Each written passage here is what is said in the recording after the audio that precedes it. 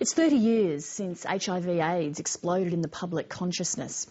The man who's helped lead Australia's response to the virus is stepping down from his role here to help with the global fight against what's still a dangerous epidemic. Don Baxter's currently attending the United Nations 5-year global review of the world response to HIV/AIDS.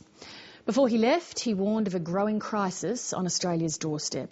Connor Duffy produced this report.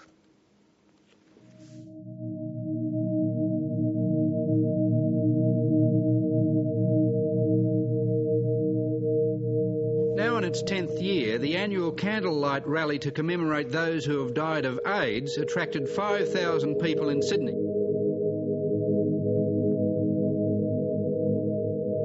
From the late 80s and the early 90s, I think we call the decade of deaths now, and about 30% of my friends died.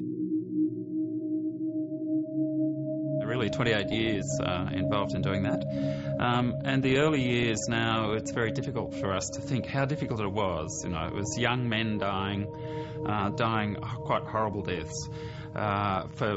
We didn't even know it was a virus then.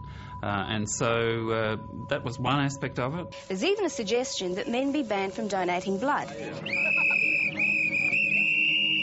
The other aspect was that I'd spent the previous 10 years, along with my friends and colleagues, building an open gay community, and this appeared as if the whole thing might be destroyed. We achieved law reform in some respects.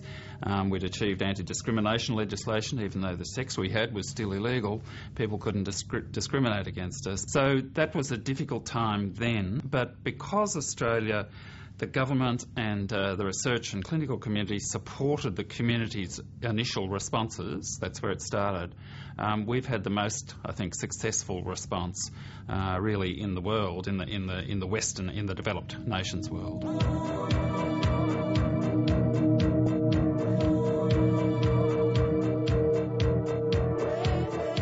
Well, it was partly the initial actions by the gay men initially, and then rapidly by the sex workers and by the injectors, educating ourselves about what might be going on here, and then when we found out what was going on, working out how programs which would be effective and actually affect our communities would work. And to their credit, the national government and nearly all of the state and territory governments saw that that was the way to go. And then we, between us, the community and the governments and the researchers and scientists, built a partnership which has underpinned really Australia's response to HIV and subsequently to hepatitis C as well.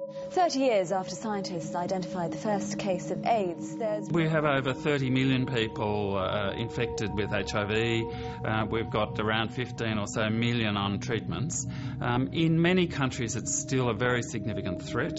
In Australia it's less so, except for particular populations. So obviously it still is for gay men, potentially is for injectors. But we have now Australian men in particular doing holidaying and travelling overseas, particularly but not only from the resource-rich sectors of the economy, and a number of them are becoming infected. And similarly, when Australians go on holidays, as everybody does, you tend to take more risks than what you do at home.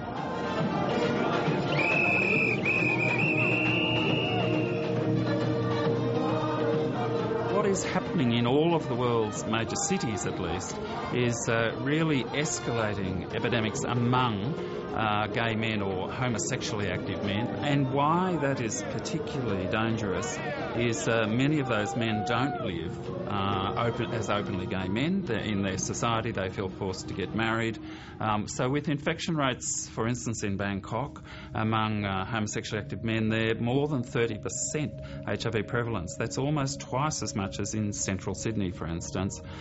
But whereas in Sydney about 6% of gay men have had sex with a woman in the last 12 months, in Bangkok nearly 50% are living with a woman, often married to a woman. So the potential there, when you think of the scale of Asia's megacities, is really frightening.